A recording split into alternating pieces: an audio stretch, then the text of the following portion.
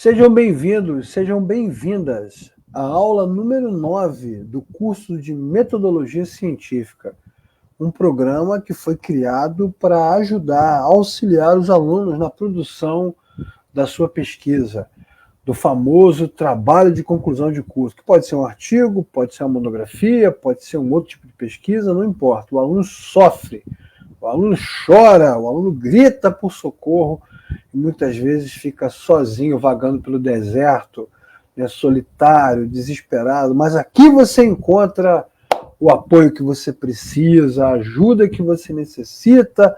Já fizemos 8 vídeos com muitas informações boas, construtivas. E agora vamos para o vídeo número 9, esse aqui, que na verdade é a terceira parte da proposta de trabalho acadêmico, né, do roteiro que nós estamos criando para você construir o seu trabalho. Então fique atento, fique atenta. Vamos partir de onde nós paramos na aula número 8, vamos partir da justificativa, né? Vamos seguir em frente para depois encarar o nosso desafio. O que você acha? Pronto? Pronta? Então vamos, mas antes, inscreva-se no canal, né? Curta, dá o like, ativa o sino, compartilhe, contribua para que outros e outras também aprendam, também cresçam, também se desenvolvam nessa jornada de conhecimento. Beleza? Então vamos à luta, vamos juntos, hein? Mais um pouco. Muito bem, aula número 9. Aula número 9 do curso de Metodologia Científica. O que estamos fazendo aqui? Estamos construindo uma proposta de trabalho acadêmico, ou seja, montando um roteiro de trabalho. Para que estamos montando um roteiro de trabalho? Para você saber exatamente o que está fazendo, onde está, para onde vai, quais as partes necessárias do seu trabalho, do seu projeto de pesquisa. Já falamos sobre o título, já falei muito sobre esse assunto, assista lá os vídeos anteriores, onde você aprendeu que ninguém parte do título para a pesquisa, a gente sempre parte da pesquisa para o título. Primeiro a gente lê, para depois descobrir qual é o tema, qual é o foco, qual é o assunto, qual é o alvo. Ninguém define um título para pesquisar, a gente pesquisa para definir. Depois falamos sobre o resumo, que é aquela parte introdutória. Já expliquei também nos vídeos anteriores que o resumo é considerado introdução do projeto, não necessariamente a introdução da pesquisa, né? Então, quando você apresenta o projeto lá impresso, o PDF, vai aparecer lá título, autor, né, orientador, faculdade, universidade, e depois vem o resumo. É um texto introdutório à pesquisa, não quer dizer que é a introdução. A sua pesquisa tem uma introdução. Já falamos sobre ela também, né? Mas o resumo, ele trata exatamente da síntese do seu trabalho. Também já explicamos isso.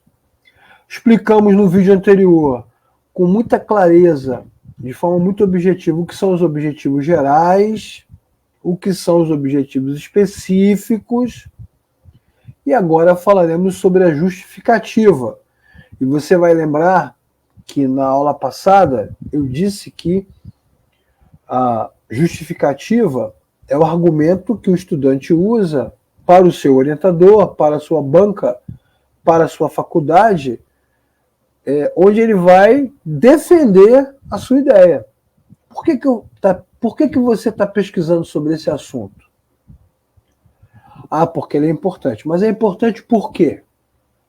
Pode ser que seja importante para você e não para os outros.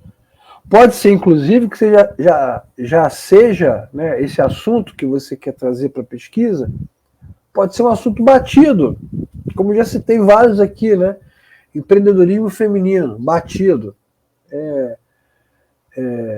Como é que eu posso falar? Qual outro assunto que eu posso utilizar? Empreendedorismo na pandemia, batido. Todo assunto que envolve pandemia, inclusive, está super batido na pesquisa.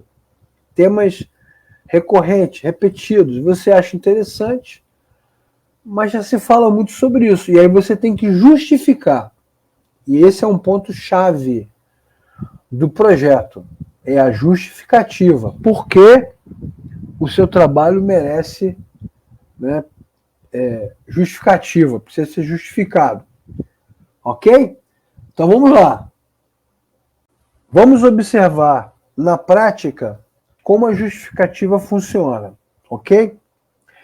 E é exatamente aqui, nesse ponto, e é por isso que eu deixei para falar desse assunto de forma mais ampla numa aula específica, é exatamente aqui, neste ponto, que o seu trabalho vai dar liga ou não vai dar liga, que vai seguir ou não.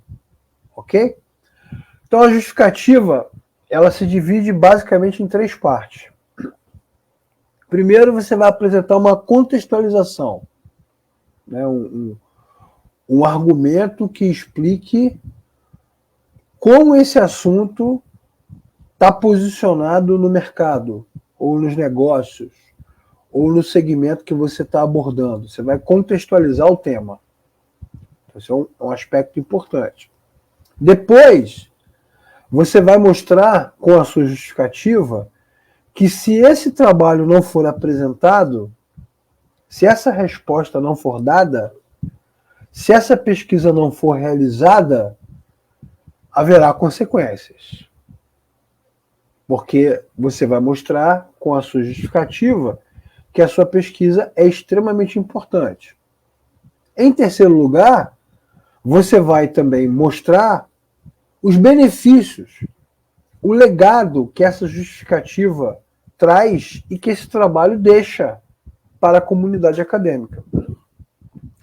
Essa, inclusive, é uma fala que eu sempre tenho nas bancas e nas orientações, né? As universidades, hoje, com os projetos de extensão, com a fiscalização do Ministério da Educação e com os objetivos de desenvolvimento sustentáveis, né, que são internacionais, as instituições de ensino superior, elas precisam, a cada dia, cada vez mais, dialogar com a sociedade. Ou seja, nós precisamos, como professores, como estudantes do ensino superior, nós precisamos mostrar que o nosso trabalho, que a nossa pesquisa, que o investimento que é feito é útil.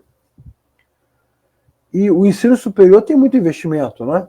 Investimento do governo, quando é público, investimento de empresas, quando é privado, investimento seu, né? Você está gastando. Então, para você manter um professor, um pesquisador, uma estrutura, custa dinheiro, custa tempo, energia. Então, eu preciso mostrar que o meu trabalho, que a minha pesquisa vai deixar um legado, vai deixar um rastro, né? Uma trilha, um caminho de aprimoramento, de melhoria, apontando uma solução para determinado segmento, para determinada área. Portanto, por que o trabalho de pesquisa precisa de justificativa? Você contextualiza, né, mostrando que a sua pesquisa está inserida em algum aspecto no segmento, no mercado, na área, enfim, na história. Depois você mostra que se não houver essa pesquisa, se não houver esse trabalho, se isso não acontecer, haverá consequência, haverá prejuízo, e se acontecer, haverá legado, haverá solução. Ai, professor, isso é muito difícil, não estou entendendo. Vou te dar 2 exemplos, tá? Vou te dar 2 exemplos de justificativa para trabalho científico. Preste atenção, acompanha comigo aí, ó. Vou ler com você. Dado ao grande envelhecimento da população, aumento da expectativa de vida e ao declínio progressivo dos sistemas corporais promovido pelo envelhecimento, ocorre aumento das chances da população idosa sofrer uma queda. Este declínio físico está associado às capacidades físicas, psicológicas, controle postural, entre outros, tornando o idoso menos ativo nas suas atividades de vida diária. As quedas ocorrem nos idosos quando as alterações físicas, perceptivas e cognitivas que ocorrem com o envelhecimento são combinadas com um ambiente inadequado para a sua segurança. Além disso, As quedas podem levar a fraturas, imobilidade, mortalidade, morbidades e o medo de uma nova queda, diminuindo a independência e a qualidade de vida da pessoa idosa.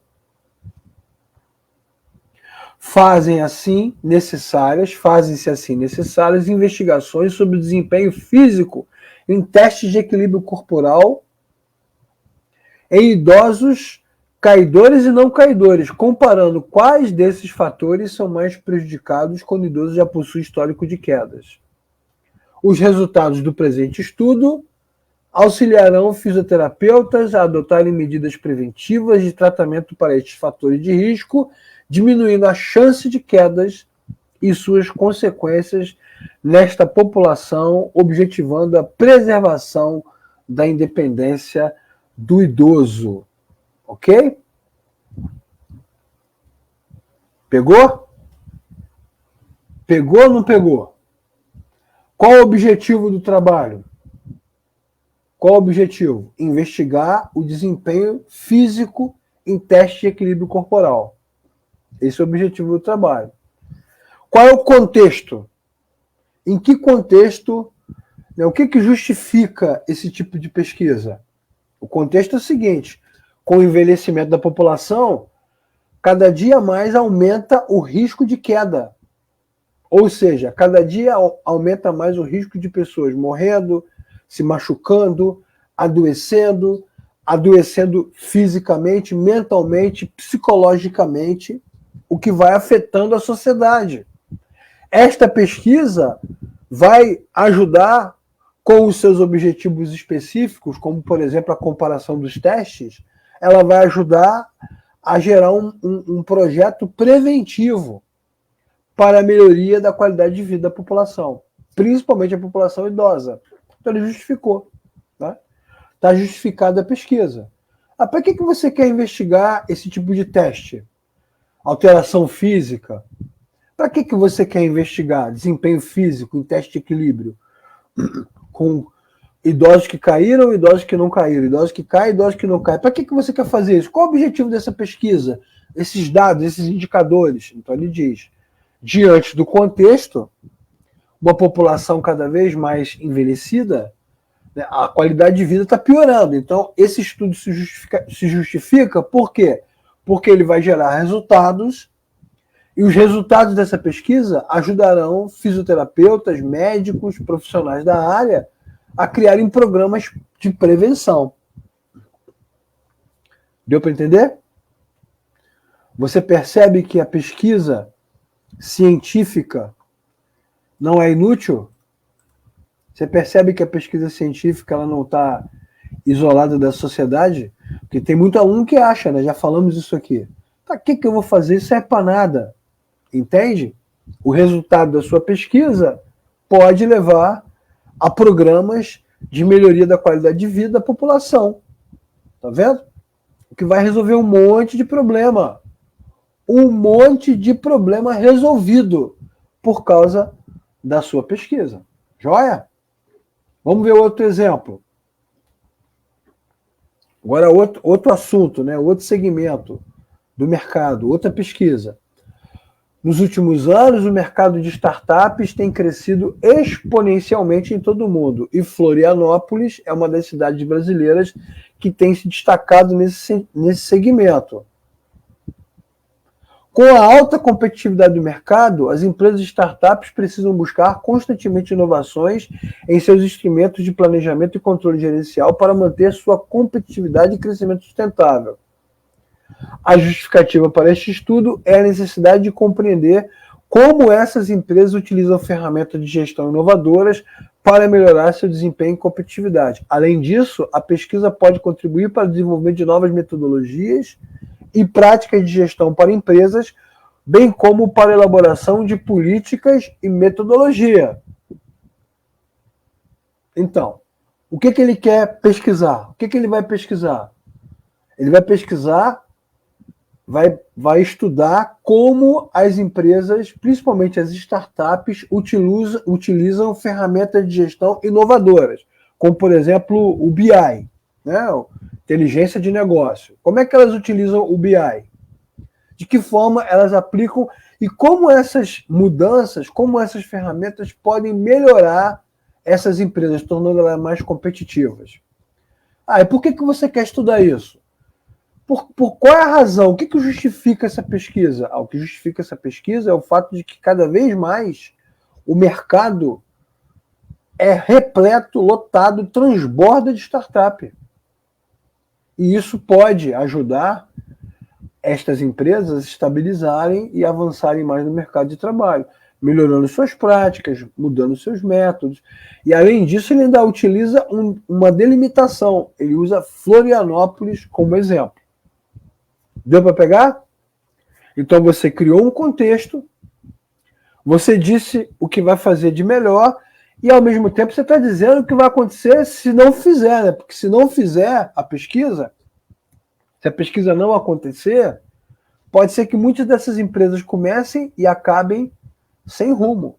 Da mesma forma, o tema anterior, se essa pesquisa não acontecer, cada vez mais teremos idosos caindo, se machucando, ficando doentes ou presos dentro de casa com medo de sair para não se machucar. E assim está justificada a pesquisa. Ok? Obviamente, logicamente, você que é pesquisador, pesquisadora, só vai conseguir, né, só conseguirá fazer isso, justificar dessa forma, se você estiver lendo, se você estiver estudando, se você estiver resenhando, fichando, resumindo, porque aí você vai defender, daí a questão, né, defesa de TCC, você vai defender com propriedade a sua teoria, os seus pensamentos, a sua proposta de pesquisa. Joia? Podemos seguir? Vamos juntos? Terminar essa terceira parte de proposta de projeto de pesquisa? O que vem depois da justificativa, então, professor? Depois que você estabeleceu o título, tem uma síntese do seu trabalho como proposta, a partir de objetivos gerais e específicos, e você tem uma justificativa para a pesquisa, está na hora da revisão bibliográfica, que nada mais é do que a construção de uma história sobre o tema. Vamos pegar esses dois exemplos aí, né? A revisão bibliográfica, no caso do envelhecimento da população, vai contar a história sociológica da população a partir da delimitação que você fizer. Comparando, por exemplo, a população idosa do Brasil com outros países, a população idosa do Rio de Janeiro com outros estados, a população idosa da sua cidade com outras cidades. O aumento da população, o impacto desse aumento, a questão da saúde, a questão dos remédios, a questão que envolve as famílias, que envolve os cuidados, a questão que envolve a psicologia, a questão que envolve a assistência social. Então você vai criar uma história, vai contar uma história, e tudo isso a partir da revisão bibliográfica. A mesma coisa das startups. O que são startups, como elas surgiram, o boom das startups, os principais exemplos. Quando as startups surgiram de forma fenomenológica, como estava o mercado, por que foi necessário, por que o mercado pediu esse tipo de solução, o que era startup antes, o que é startup agora. Então, a sua revisão bibliográfica vai contar a história, e isso é o início, esse é o início do seu trabalho. Agora, preste atenção na dica. Revisão bibliográfica.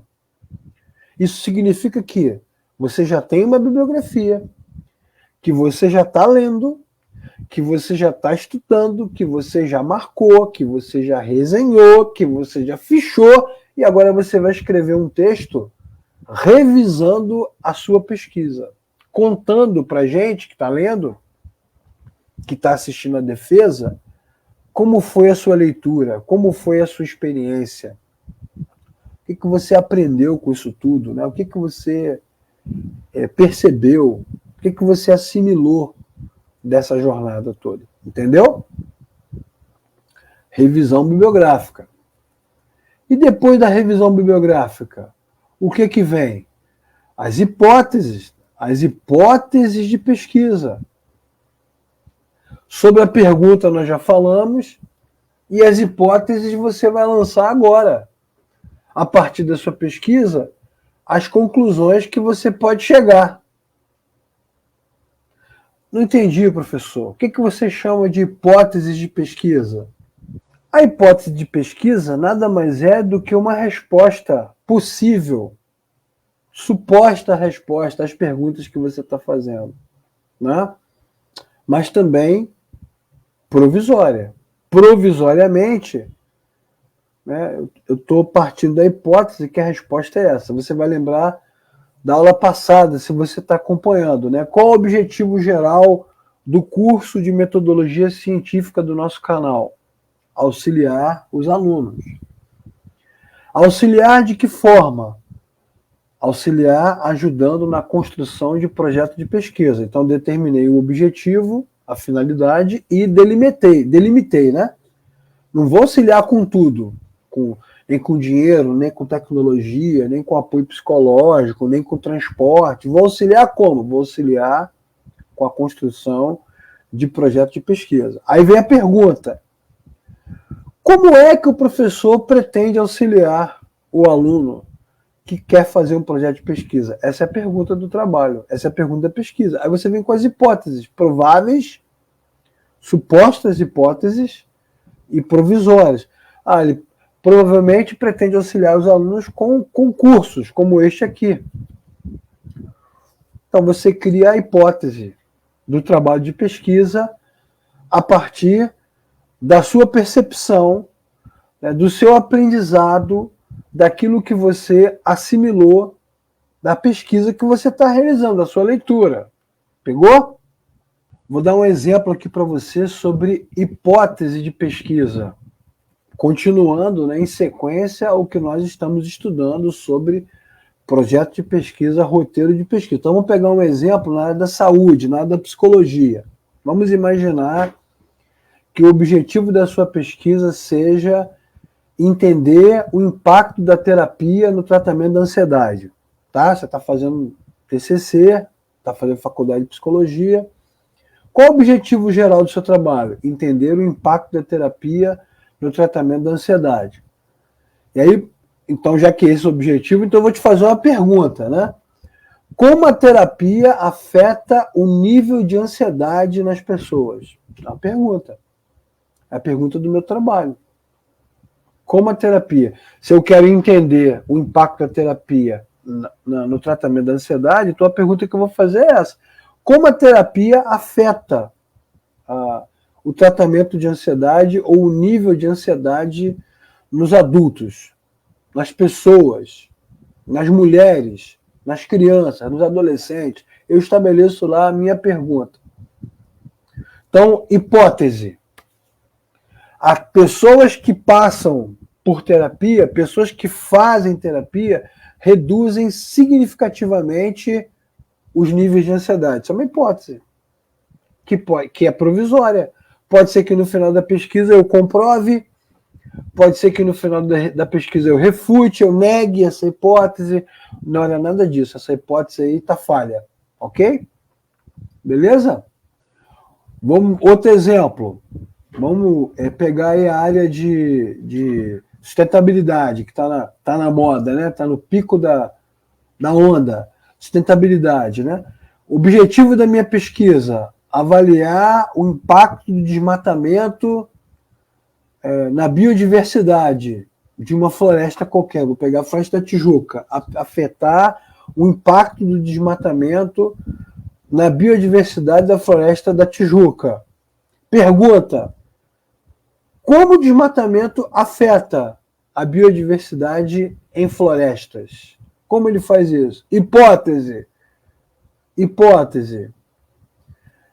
Áreas de floresta que sofreram desmatamento têm redução significativa da sua biodiversidade. É uma hipótese. Pode ser que eu descubra que não é isso. Ok? Pegou? Isso tudo pode estar posto na sua introdução, né, no seu projeto, na sua defesa, né, justificativa do seu trabalho, você pode colocar lá. Joia? A metodologia é o momento em que você vai descrever como foi o processo de construção do seu trabalho. Foi estudo de caso? Foi análise bibliográfica? Foi uma combinação das duas coisas? Foi qualitativo? Foi quantitativo? Como é que foi a sua pesquisa? Qual foi o processo utilizado para a construção da sua pesquisa? Né? E aí você vai descrever o método utilizado na sua pesquisa. Agora, ó, presta atenção. Calendário. Calendário. Cronograma. Tudo tem que ter início, meio e fim.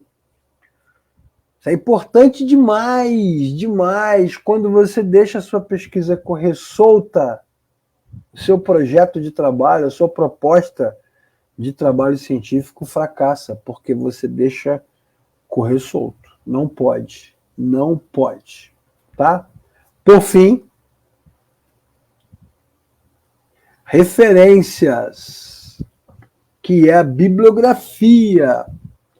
Tudo que você leu, tudo que você anotou, tudo que você escreveu, tudo que você sublinhou, tem que constar no trabalho, tem que estar na bibliografia. Qualquer nome que você cita, de acordo com Leclerc, no livro tal, no artigo tal, no texto tal, então lá na bibliografia, nas suas referências bibliográficas, tem que constar o autor, tem que constar a obra, tem que constar tudo, ok?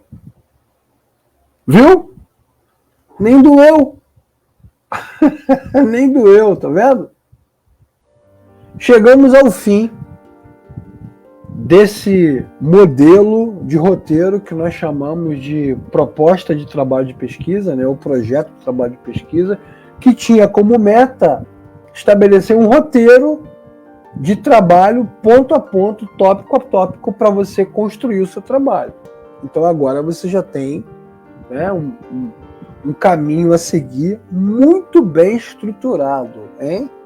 Pode não ser o top dos tops, nossa, caraca, agora não, mas está muito bem estruturado. Você está pronta para começar. E é por isso que eu vou propor para tu, para ti, para gente, para nós, para galera, eu vou propor um desafio. Então, terminando esse vídeo, entra na aula número 10, a última aula desse primeiro momento do nosso programa de metodologia científica. Entra lá na aula número 10 e veja qual é o desafio que eu estou propondo para você. Tá bom? Para de reclamar. Para de ser negativo, negativa. Você certamente fará um ótimo trabalho. Estamos juntos. Vamos em frente. Vamos ao desafio, colocar em prática o que nós aprendemos.